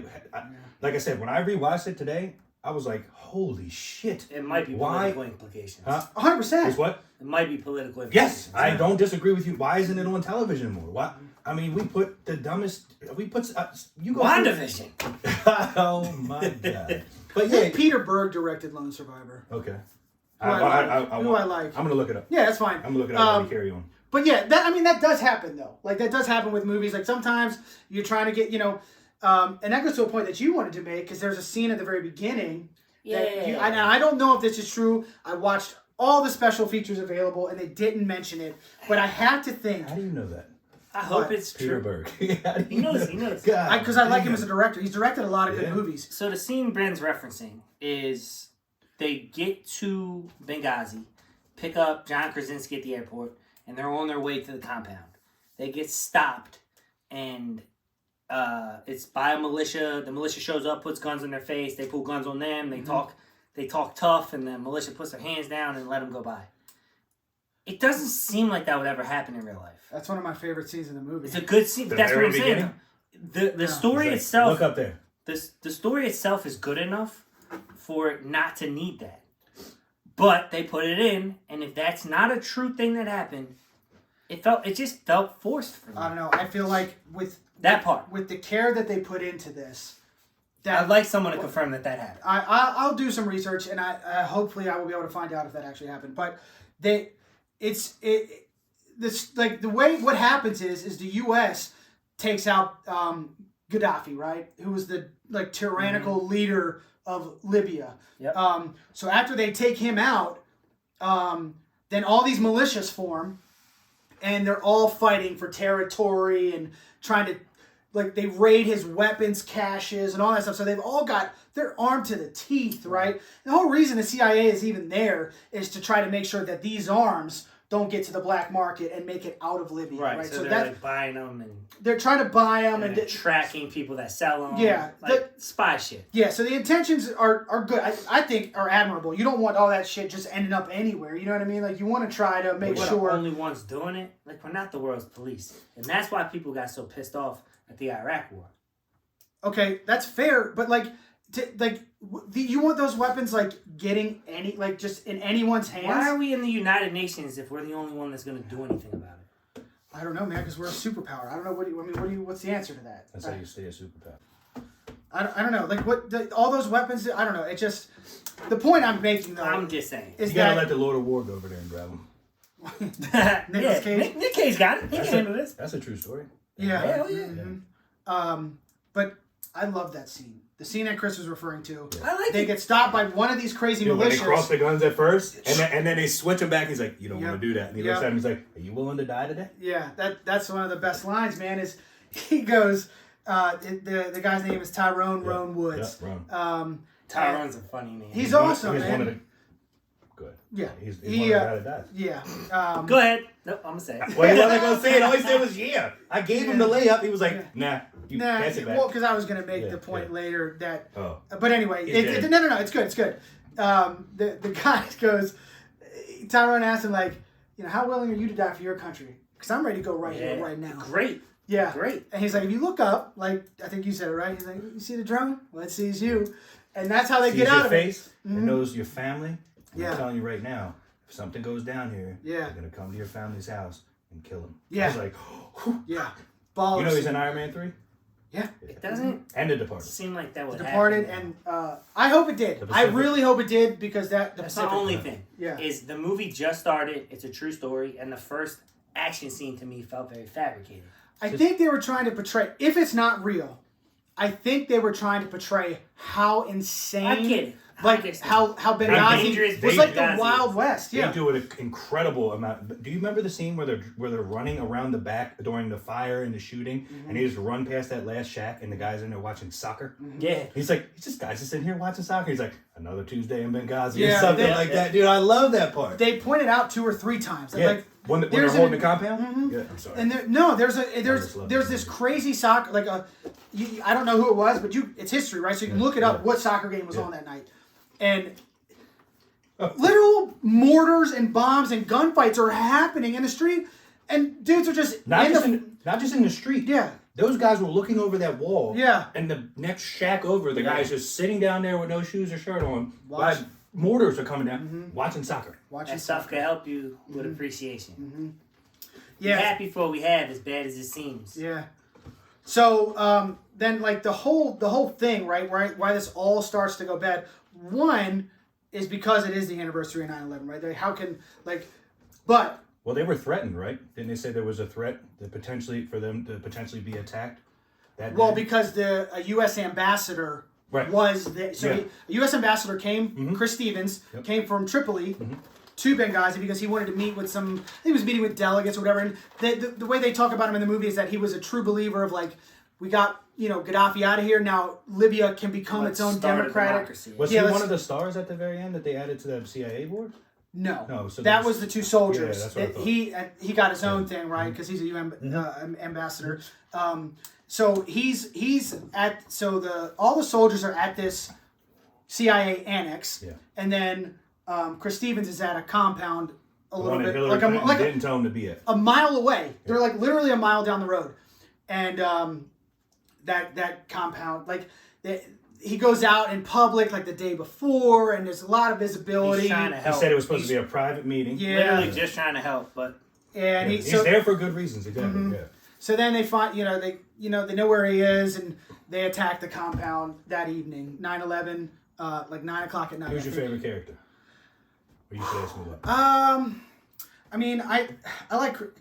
I don't know who's my favorite character. Am I getting you off track? No. I just was my gonna. brain goes 100. Yeah, it's fine. John Krasinski, Jack Silva's. I mean, just to see John Krasinski as a soldier coming from the office, it was wild. I mean, it was tough to buy for me. I thought he portrayed that shit awesome. He kills him, Jack Ryan. You didn't like him as a soldier? I thought he was great as a soldier. It was okay. I like Tonto. Okay. Tonto is my favorite. Tonto is great. And his conversations with Halal are some of my funniest in the Get your gun out of my face. Yeah. I didn't come this far to get shot by friendly fire. Yeah. Those two together, and that's what did you say earlier? He's like, I'm gonna have to break up with him. Hilarious, right? They're so good. He was awesome, and he also has my favorite line in the movie. I like them all, man. They're all just like, oh man, they're just like. I don't know, man. It is such a good goddamn movie. John did good, but there was just you brought a scene up earlier that you hated, where they were going to war and he lost his contact. Oh yeah. Did I bring that up? No, I said that. You said that? Oh. Yeah. So, and I'm getting to that. My bad. No. Why do you keep doing, bro? I'm just saying, I'm trying to progress through the movie as it happens. All right, let's work through the movie. So then when the compound where the ambassador gets attacked, right? They hear it on the radio. They're calling for help. And the CIA station chief will not dispatch his security team to go help them. And they want to. And they want to go. They're in the car. Yeah, they're waiting to go because the ambassador's got 2-3 guys. Yeah. That's his. And you got a militia of 20 to 40 trying to overtake this compound. It's nuts. Do you remember when they go there the first time and Tonto's standing on the diving board and he says, you guys are fucked. Yeah. Yeah. But that's the mentality of these guys, right? Yeah. They know they're outnumbered. They know that their odds are not great. And they got to go through a war-torn city just to get to where this guy is. But as soon as it pops off, he goes, let's go. We're going. Right. Yeah. He said, look, guys, none of you have to come with me, but I'm going to save this guy. And everyone's like, nobody can say no to that. We're the only help they got. Yeah. And everyone wants to go except for the station chief. He won't let them go. And, you know. Well, he can't. This is where, when you said it isn't political, that I think there are some innuendos and that it is political because they already talk about him. But what's the guy's name? I'm not gonna Bub, the big dude who's actually really nice to everybody. Oh, Boone. Boone, who's really nice. Bub is the guy that comes in later. Yeah. From Tripoli. Boone, who's really nice to everybody. He says to them later on, he's kind of a. The one guy's like he's kind of a dick. He's like he's not that bad. If you talk to him, he's been in some shit. So the chief has been around. Yeah. This is you don't run this. You don't like this like SEAL Team 6. They use 6 guys or whatever. So and then there's a chief. So he's been through some shit before, and I'm sure that his heart wants to send him, but he said it's his last mission. Don't fuck He this kept up. saying this isn't my call. It's not my call. And that's what I'm saying. I know that Michael Bay didn't try to make it political, but there's some things in there. Little things. There's some little tweaks where they didn't have to say some of that stuff, but they push it a little bit. A little bit, but not to the point that it's too much. No. Because we want it to be a movie. That's not the point of the movie. Yeah. The point of the movie is to show how fucking awesome Americans are. Yeah. How we show out, even though we're not supposed to be there. We're saving somebody who thinks they got it made. Who they don't really. They literally have no reason to be there. They know they're 1,000 to 1, what the guy says at the end. Yeah. And they fucking show up and go there, even though they may not even get commended for it. It's people that don't like America. Goddamn, man, there's people out there just giving their fucking. We are all Americans here. So. Yeah. That guy never got identified in real life. Like, so nobody. He's never been named the station chief, and I'm sure that's probably for good reason. Because he would. Who knows? People would hate him. Yeah, I'm sure. and he, Justin Singer, and he. He zagged. I think he zags in billions. Yeah, and he what could his motives have been to not send him, right? If he says it, if I send you and you guys go down, then what about us? Right. So there's selfish motives. There's maybe some. But at one point he gets it. I think it all comes to him at one point, and I hope that's how it went. But when he holds that fucking the radio up, and he says, if you don't come now, we're all gonna die. Yeah. And he just doesn't say anything. Like, that's as much of a yes. Yeah. The only person he says not to go is Kalau or Halal, whatever that name is. They were like, fucking, we're going. We're going. Yeah. They never got the okay to go either. They were like, at this point, fuck it, we're going. Those guys knew that they were up against it. They knew that there was they already told him there's 40 guys there. They're burning the place down. They're driving through a city, which is they said was the deadliest place in the world. Yeah. They've done their research. They know everything about that area, so they know what they're driving into. They only got a mile. And they won anyway. Yeah. They're John Krasinski's character, Jack Silva, he says, I guess we're all going to get court-martialed. And he goes, well, can't put a price on being able to. That was one of my favorite lines. I love that shit when they're driving over there. Yeah, so that's a good one, and it makes sense, man. Like I've never been in the military. I don't claim to be any kind of badass or anything like that. But like I have to think that if I get thrown into a situation like that, you got to think you're gonna want to step up and do the right thing and help these people that are helpless at this point. And so they go and they do their best, and they get some of them out. They can't find the ambassador. He's lost in there. And they try. They tried hard, man. They almost killed themselves, literally. Yeah, trying to find him. So now, they figure out, hey, we got to get back. He's gone. Because he's gone. We can't find him. Nobody can survive that, is what they say. And they go back to the annex now, and they're like, well, they went there first. They know where we are here. They're coming here next, so we got to fortify. And the last, a good majority of the movie is that. Yeah, the last majority of the hours of the 13 hours are at the fortifying. Are at the annex, and that was one thing. That was one of my favorite parts of it is the timestamps, because two things because now we're at this point. But Michael Bay is a damn genius. Yeah. Because he doesn't have to do the part where it kind of dilutes after they come back and it's calm, but then they show the people with their families. Like I think that watching it again, it literally changes your emotion. Like you're watching the guy, he finds out he's having a baby by his little girl. I'm like, boom, my heart opens up, and like my whole feel, like I'm like, oh, you know what I'm saying? Like everybody's talking to their kids, and even Tonto with the little jackrabbit thing. Like there's it just completely changes the construct of the movie, and then boom, hits you right in the fucking face afterwards, and you're like, oh, I don't know. He's a genius. So to your point, John Krasinski made a video to his wife. They're doing FaceTime, and she's pregnant. No, he made a video for her. Oh, she's pregnant. That said, I'm sorry how I reacted. Blah blah. Love you. And then they start fighting, and he never gets a chance to send it during the initial brawl, he runs back downstairs during one time he has, and like send. Yeah, in the middle of the fucking computer. So to John's point, that was good. A good point for them to do. Yeah, they really portray the guys as like they're humans. They're regular guys. They got families. They got flaws. They got. They have feelings. It was a point to their heroicism though, because they've already risked their lives for somebody they didn't know, for someone they really don't care about, in a mission they've been told not to do. Yeah. Just to save them, knowing that they have so much to lose. All that at home waiting for them. Yeah. So it really does. Yeah. It just spotlights how much of a hero. If you have not seen this movie, man, do yourself a favor. Big favor. As we say, please watch that please watch it. We're gonna keep going, but Yeah. watch it. They get down right, and then what they're asking for is help, and they need support from the military to get there. And when they get back and they're holding the compound. Yeah. And one of my favorite characters, my guy, I don't know what his name is, the dude from Black Sails. Oz, the big guy. The one that leads the troop that comes to help him. Yeah. He's like, all right, we're going. No, that's no. Bub. That's Bub. That's Glenn. That's Bub. Yeah. Bub walks in. He's like, all right, we're going to save him. Gets on the plane.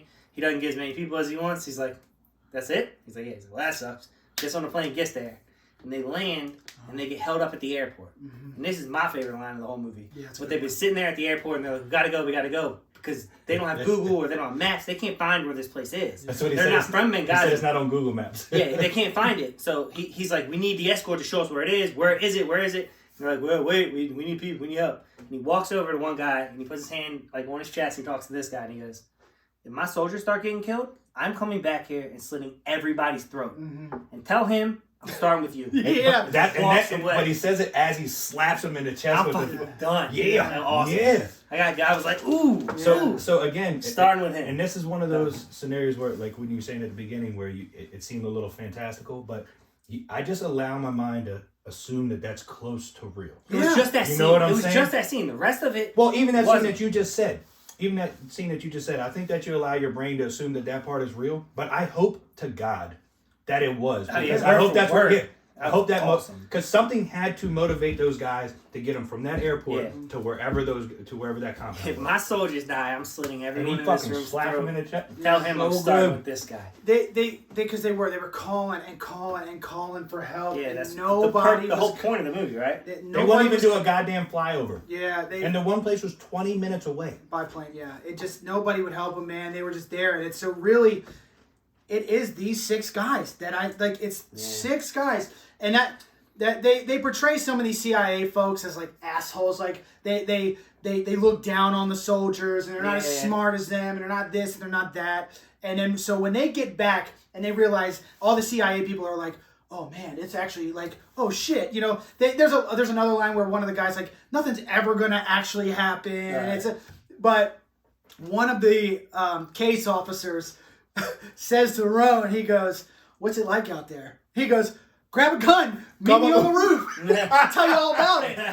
That's my favorite line. Not Rowan, Tonto. That's my favorite character. Yeah, Tonto's you're right, funny. Tonto. My bad. And he's like, is he serious? And he comes around, he's like, come on up. Yeah, dude. It's so good, man. Yeah, that's my favorite line from the movie. And I'm like, I like him in Den of Thieves too. And you can tell, Yeah. I don't know where, he's, I think he's Hispanic, which is... Pablo Schreiber. Yeah, I don't know where his actual training is, but like if you see him a couple times in Den of Thieves and you see him in this movie, like in The Wire. Even in The Wire, but like even when he's holding the weapon, like the way, because I took that class with Tucker, but like the way that he has his hands on the weapon and he's holding it. That's like, the same way. He grabs with 2 hands. Dude, he looks trained in it. I don't, again, you said I'm sure there was Michael Bay did his due diligence with those guys and hands-on training and shit, but like him specifically. Yeah. Like, Shout out to Tucker, precision shooting. I took the class, do it, yada yada. They did train. Yeah. All the actors went to you have to. for months before they even started filming. It's weird because again, you're right. You see Jim from The Office, and then, you know, I see him in what the hell was the name of the show? Jack Ryan. Jack Ryan, and you see him in there, but I'm winning the game show. You see him in this. You see him in this movie, man, and it doesn't look like they're acting. No. You know what I mean? And that's something that I can appreciate in a movie. Yeah. Is where you're watching it and you're like, it's almost like somebody had on a fucking GoPro some of the times. I mean, obviously but like the shootings, when people are getting shot, it looks like they're getting shot to me. Michael Bay does a fucking incredible job with these special effects. He knows how to shoot an action. And I think Jim transitioned well. Yeah. I'm not saying he did a bad job, but the first scene was very fantastical for me, and I was like, eh. And it's funny that you don't buy that, but you buy the other thing. That's what I'm saying. That's where my brain is. It's like, is the that thing about him telling he's going to cut all these other military guys' throats? Well, and I think that my brain was trying to solve that after I said it. So is that maybe the movie lets you do that? It's not the dialogue. The dialogue can be whatever it needs to be. Right. It's that scene specifically where they pull up. Everyone, they don't explain why the guys are doing the roadblock. They're just blocking the road, point the guns up, run up, say, get out of your car. 6 of them with AKs, and they're like, handgun across each other, which, whatever, that doesn't make sense. Then bring it back to each other. That doesn't make sense. And then they're like, we know you, we know your family will kill them. No, you won't. You're the fucking military. Yes, we will. All right, you can drive by. That whole sequence. Well, that's not exactly how it was said. Maybe I do agree. If you would have said, don't do your Asian face. Yeah, that's kind of what it was. The gun switch thing, maybe.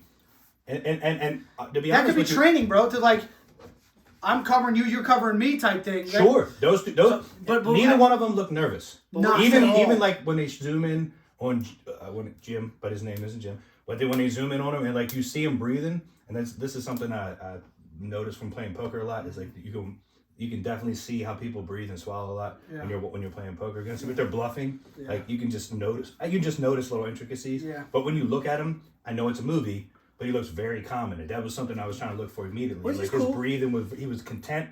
Like it looked like they were legit. All right, we're gonna die. But my at whole the beginning, bro, thing, they say these militias are they're fighting for control of the city. Yeah. So they're set up. It's a turf war. It's turf wars basically. They're set up with these roadblocks. One of the guys says he's like, I want the car.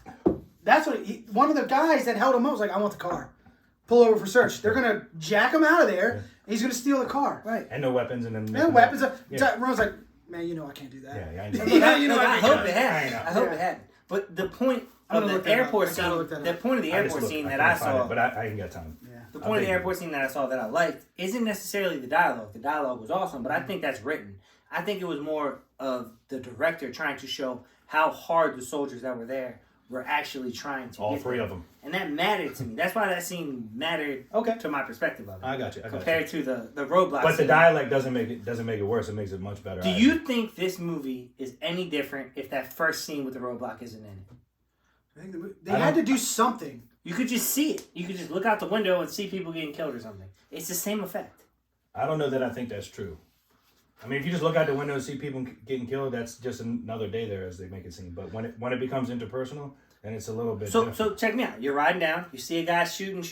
They look at you with the gun. You pull your gun out. They put their gun down. Then you drive to where you're going. You mean the conversation? Does it make the whole situation? I don't think it's nearly as intense. It just didn't seem as real. Maybe. And I'm not going to look. It's okay. This is the thing. I don't like Brussels sprouts, and some people do. Your opinion is valid. You know what I mean? I'm not telling you that what you're saying is wrong. Yeah. Again, this is just like what you're saying is wrong. I'm allowing myself to assume that some of that is at least a possibility. Yeah. Because that watching the beginning, and this might just be how he wrote it. Yeah. But this is based off a true story, but the fact that he wrote this is a true story. Yeah. You know what I mean? Like I want that because I like to enjoy movies. I hope it is. I allow myself to make it true. I hope it is. That's exactly what the same point that I keep making is that because all these soldiers were so heavily involved, and because I watched some of the special features, and they were involved every step of the way. So I have to think that some form of what they depicted happened. I'm sure it did.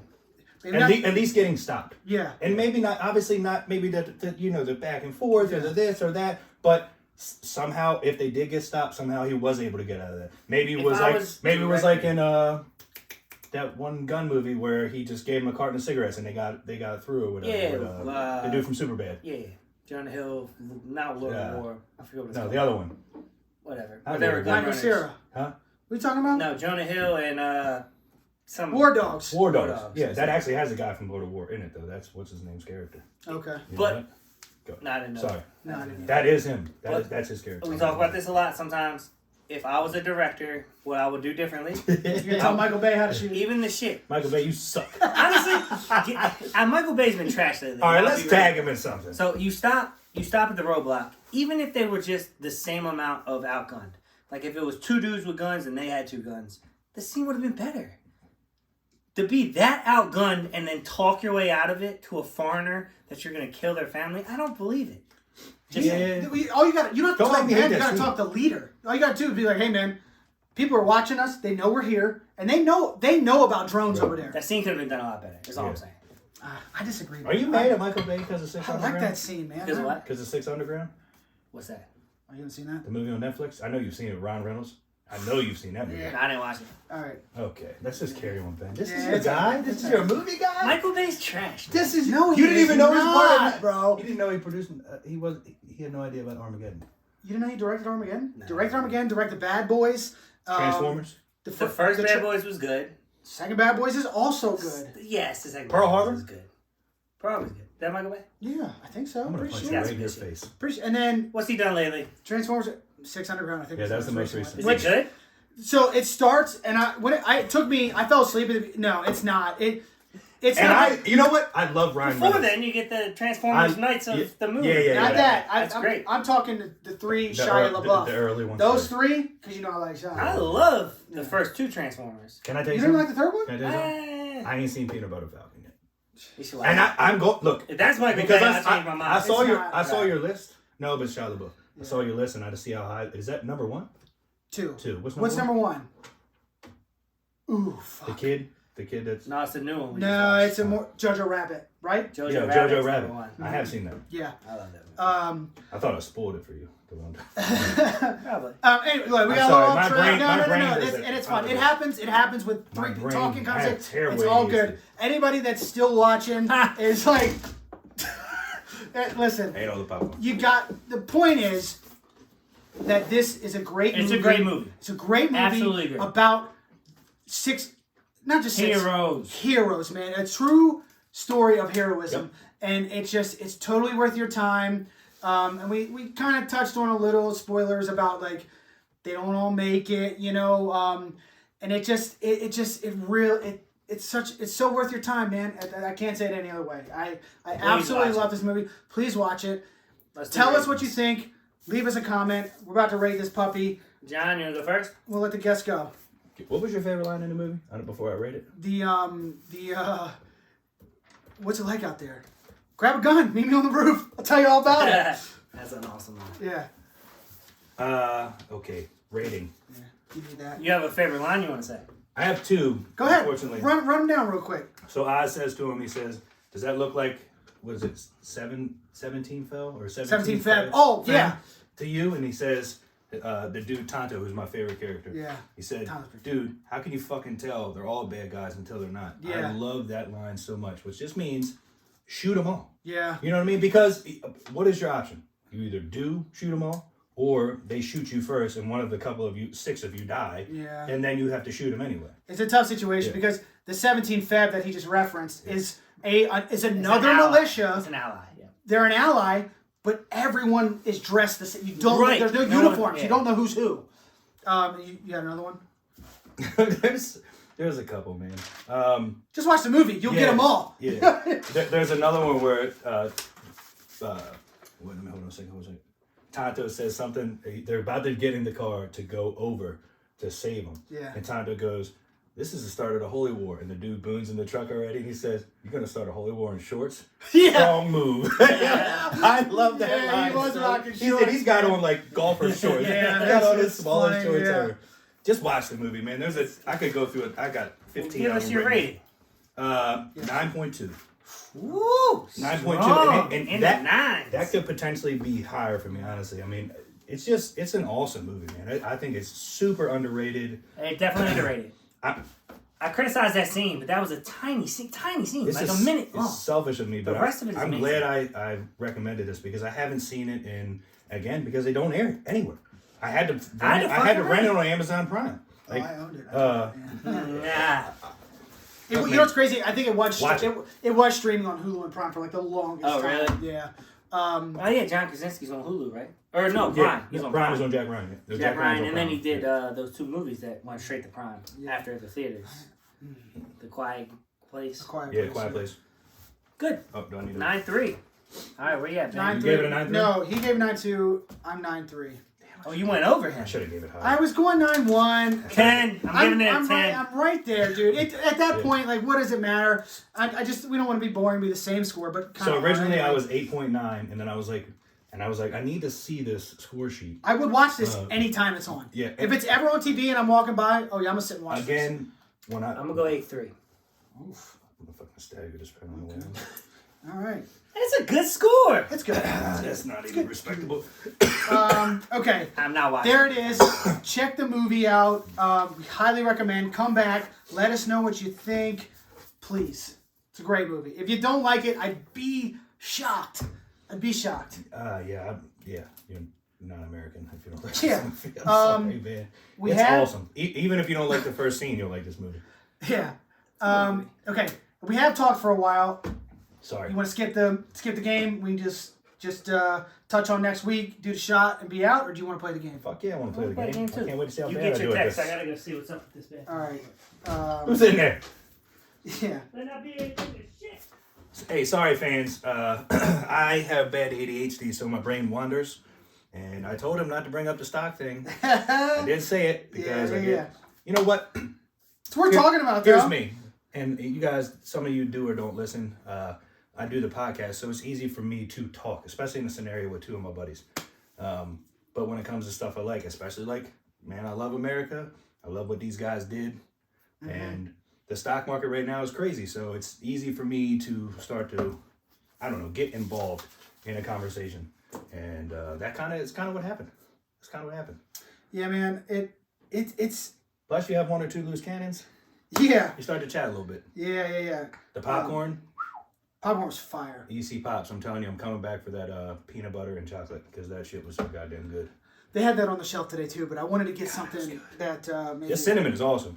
We're gonna need to know what the. I'll ask him. That filling is. I'll ask him. Yeah. When I go in a couple weeks. I think it's vanilla. Vanilla. I thought like a cream cheese frosting type thing. Yeah. That could be it. Yeah. I don't know. It's damn good. Right, let me look up whatever name you said. Nah. Put that. I'm not gonna look. You goof. Hey Siri. Okay. All right. We got one. All right. I don't know if we played him or not yet, but it doesn't matter. It's gonna be fun. We just got it. Will Smith. Oh, big getting jiggy with it. We're not allowed to say TV shows, right? Nope. Movies only. Full correct title. So, John, you go first because you're the guest. Can you just Full say correct Bad title. Boys? Bad Boys is one. Yeah. Yep. So I'll go Bad Boys 2. I'll go Bad Boys for Life. Okay. I was wondering if he was gonna get that right. Enemy of the State? Yep. 3 Enemy. Hancock. Name my sex tape. Suicide Squad. Yep. 7 pounds. Good one. Somebody had that as their... No, it got changed. It's a sad ass movie. Yeah. I said it. We be crying. That's a sad movie. Man in Black. Men in Black 2. What? Isn't that called something else?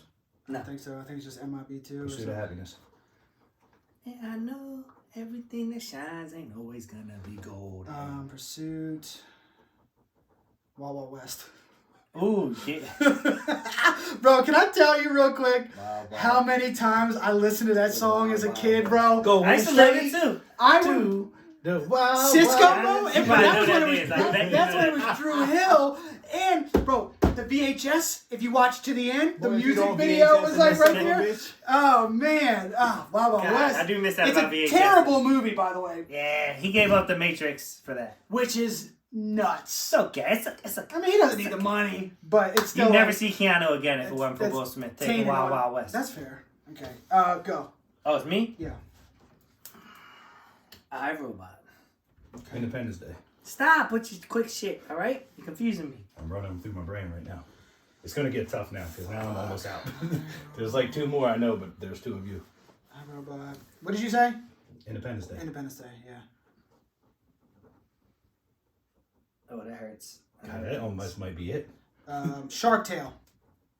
God, he is the voice in Shark Tale, isn't he? Mm-hmm. My man did Shark Tale. I know. I forgot. I was like, what is it? What did he? Aladdin. Oh yeah. Isn't he in Men in Black 3? Where they go back to the past? Is it called Men in Black? MI3. I don't know what it's called. It's got to be Men in Black 3. It's It's either something of that. MI3 or Men in Black 3. Yeah. But he goes to the past and he sees his previous I'll to accept save, it. to save We're gonna take it. I'll take it. it's either Alright. Men in Black 3 or MI3. I think it's MI3. I think it's MI3. I'm But it's not. saying both. We're going to Google it and you'll lose. Um, I want you to win here. I'm out. Um, I don't know anymore, so if he gets one, I'm fucking Come on, you done. got some in there. I do have one. That's the one I'm thinking about. Shh. You have one? Shut your mouth. Like 12. Shut your fucking mouth. Getting jiggy with it over here. Bro, why can't I think of it? It's like right on the tip of my tongue. I have one too. Maybe It's my probably the sex tape. same exact movie. It's oh god damn it. No, that's not it. Actually, I'm lying. Name of We my already said that sex movie. tape. Fuck. No way. No shot. I'm losing this. Ooh, what the hell is my next one? Ugh. Clock. I know. Fuck. You might have to time me, bro. I think I'm done. John, I need you to count down. Where do we start? 10 down. 80, 79. Perfect. All right, I have two. So Do you really? Yeah. Oh fuck. Do you really? 5, 4, No 3, 2, done. I'm gonna punch a hole in your fucking I'm bar. gonna go with I Am Legend. That's not what I was thinking, but okay, that's a good one. God, it sucks. The second movie isn't out yet, but there's a preview for it. Mm-hmm. That was the only one I had left. I Am Legend? That's the only one I had left. Oh, damn. Okay. I thought that would be. That's why. That was the only one that I had left. All right, now Because I I gotta just sent that meme to somebody the other Because day if about you COVID. get one, I'm gonna need to have one. Go ahead. I'm gonna look them up right now while we're sitting here, cause Oh, psst, psst. I got two more. Give me 30 seconds and then you can go clock on me. Give me 40 seconds. oh, there's another. I forgot about that one. Don't do that. Don't do that. No, it's all right. It's Straight to. Well, hey, Will Smith's my favorite actor, so if I lost this, I'd be upset. It is just called Men in Black 3, by the way. I thought so. Yeah, it is just called Men in Black 10, He has a cameo on something. 9, 3. It's an old one that I can't think of, and I'm trying to find it. 8, 7, That's the goddamn name. 6, What is it? I'm not gonna tell you. 5, What is it? 4, He's out. Wait. Right? 3. I don't understand how I lose if I started. We said the same amount of names. Do you want me to say more He's movies? the last one to How go. about this? How So about he Hitch? has to get one. How about Hitch? Hitch, what's the goddamn other one? What about The Legend of Bagger Vance? Do Yep. you guys even like Will Smith? Yeah, Hitch. Damn it. Yeah. So that's why he wins, right? So he's the last one to say one. I feel like he has to say one and then say another one. It's The hard thing is, in this one, it's He not only about has how to many you say one. say. The less you say, the more advantage you have because it's Yeah. hard. You know what I mean? I would rather be last. last is best. Yes. No, last is no. best. You have the you're the anchor, You but hear 6 movies before Because you here, say 2. Yeah. because here's the thing, he gets one 4, right, 4. but now you can't. It's Yeah, you I'm name with them till you're I out. understand how it Yeah. goes. Yeah. But it's more I advantage. would have to say 3 to his 2. Technically. Yeah, I mean, that's- I know you hear less. But going Or- first, right. you get the advantage Yeah, going I'm first. with you on that. It was this. Yeah. It was 6 I don't know degrees. how the fuck I didn't think of Hitch. 7 pounds? Did anyone say that? I No, did. 6 degrees of separation was the one that I couldn't think of. One of his first, and Made in America. That's another one that I never love. seen Him and Made Ted in America. Danson. Ooh, what's the Whoopi CIA Goldberg. movie? I said that You already. said that. Enemy of the State. Good call. Yeah. Anyway, great game. That was a good one. Chris wins. Shot a clock. Shotty clock. Uh, It's a long episode. You're welcome for the content. Sorry about that. What do you want? I already rum? apologized. What do we want? Rum? Johnny boy. Rum? Oh, whiskey? Johnny. Whatever you have. What you pick? Rum. Dealer's choice. Rum. Also, watch Peaky Blinders. I don't know why I have to say that. You guys know. It's so good. How you guys feel about rum? Michael Steele's good. Yeah. Good man. He's a good man. Next week, WandaVision episode 4, and we will be reviewing Denzel's new movie, The Little Things. Him, Jared Leto, and Rami Malek. Oh, we're gonna go to theaters to see? I probably am going to the theaters. Did you They guys- invite me. Have you guys done I have not tickets yet. Denzel?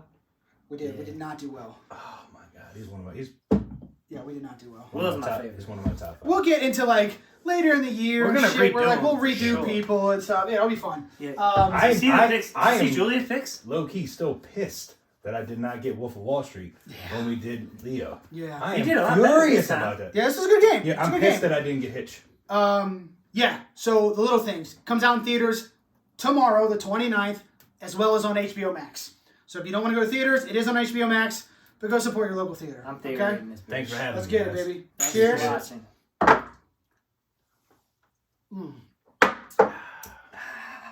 Once it hits the lips, and if you didn't know what these glasses are for, they're for shots. Mason jars. Okay. All right, All guys. right, what's the movie called? The Little Things. Hitch. The Little Things.